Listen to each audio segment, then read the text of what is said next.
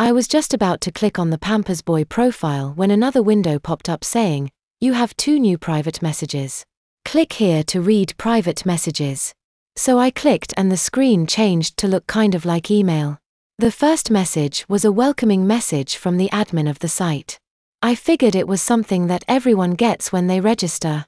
It had some basic info about the site, and stuff like that. All in all, it was fairly generic. It was probably automated and spit out whenever someone registered. The second message was from Sissy4U. Wow! I exclaimed, as I realized that one of the names I had seen before for diapered friends within 5 miles had just sent me a message. T.O. Tigerfish. From Sissy4U. Hi Tigerfish. Welcome to ILD. Com1 and I am so glad you registered. Mind if I ask how you found our little diaper home? If you haven't guessed yet, I am a girl and I don't wear diapers. I am sort of like a big sister on this site and try to help the mods keep all these lil NS in line. I'm in the chat room right now. Come on in and chat. Love Sissy4U. Man, my heart must have been beating 10,000 beats per second. I was so flabbergasted by the message that I decided I needed to get off that website and back to my room before someone found me. However, before I could figure out how to close the Firefox screen, I received another notice. You have 1 new private message. Click here to read private messages. Curiosity got the better of me, so I clicked. It was from another of the 5 diapered friends within 5 miles of me. This one was from BBN2TBDL and this message went something like this. T.O. Tigerfish. From BBN2TBDL. Hi Tigerfish.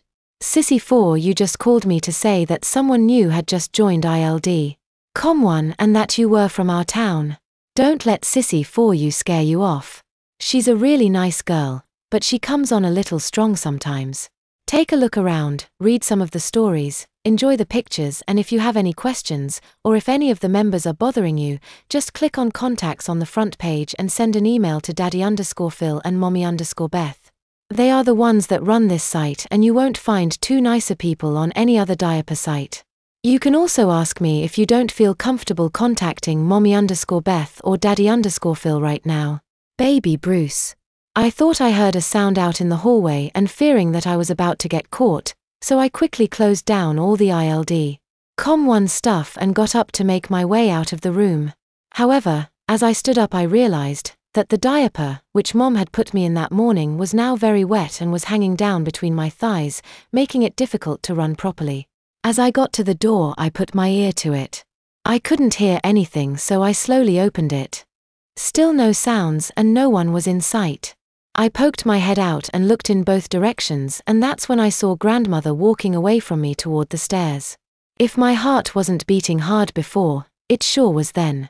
I waited until she was totally out of sight before making my way back to my bedroom. However, when I got to my room, I found that the bed had been made and the room tidied up. I was sure that grandmother had been in my room, found that I wasn't there and was now looking for me. I reasoned that my best excuse for not being in my room was to venture back out into the house, so that I could say that I had been looking for her. I was about halfway down the stairs when I heard grandmother say, "Alvin, there you are. Where have you been?" Now was the time for my lie. I was looking for you. And amazingly was able to make myself sound pathetic, and I actually even teared up a little. I guess I sold it because I visibly saw her whole body posture soften. "Oh well, I guess it is you that has found me," she said, and then asked why I had been looking for her. Darn, I hadn't thought about coming up with a reason, but then she offered me one. "Oh dear, I see why. You are positively soaked," she said, and while I was blushing I couldn't help but wonder how she was able to tell that when I was wearing pajama pants over the diaper. I had no other option but to allow her to lead me back to my room and let her change me. Talk about humiliating, and what was worse, she wanted to carry on a conversation while she worked. Thankfully she did most of the talking, and all I had to do was nod my head a lot and answer a few questions like, if I enjoy snow or what do I like most about it here. Once grandmother had changed me, she had me stand back up so that she could help me put my pajama bottoms back on again. "There you go, sweetie pie," she said, sounding sweeter than I knew her to be. When she finally left me alone again, I went to my bed and lied down to think about what I'd just seen on the computer. However, before lying down I had to make sure that none of the bed covers were hanging over the edges. You know, the more I thought about it, the more I began to second-guess myself as to whether I had properly closed all the Firefox screens. There was nothing else to do but to sneak back into that room to double-check the computer. When I returned to the door, it was open, and inside, sitting behind the desk, was grandmother. I must have made a sound because she looked up and I wasn't quick enough to keep her from seeing me. "Alvin," she called after me.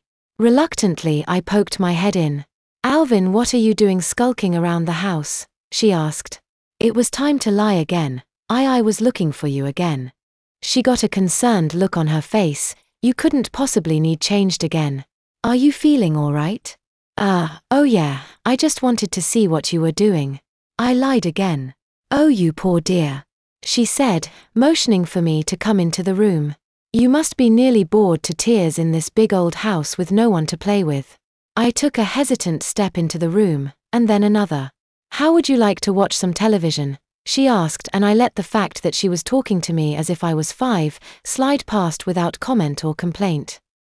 Yeah," I answered. "Well, we have the big screen on the first floor.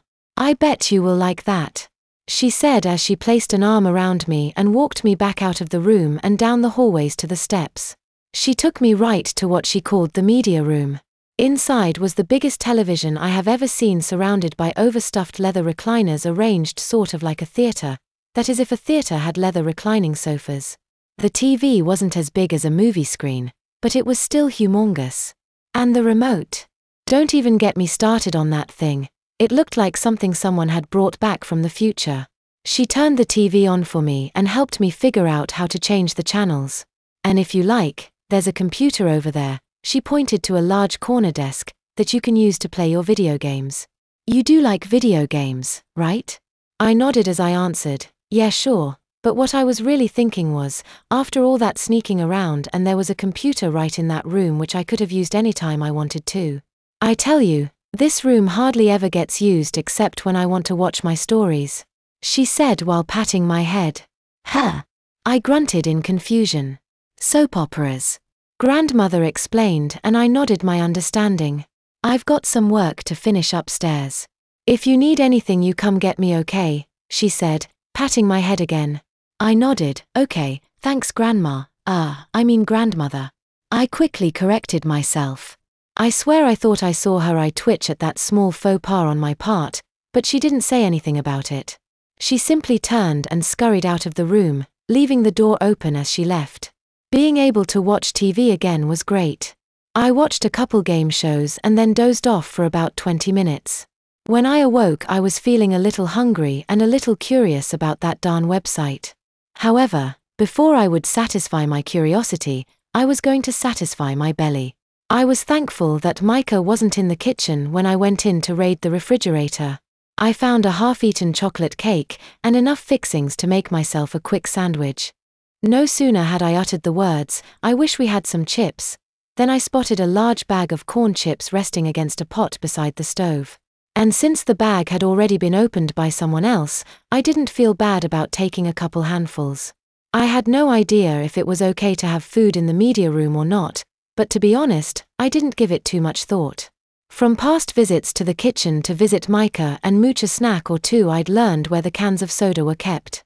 I snatched 2 cans of root beer and stuffed them into the pants pockets of my pajamas. The sodas were nearly heavy enough to pull my pajama bottoms down, but I managed to get the plate with my sandwich, chips and slice of cake to the media room without losing my britches.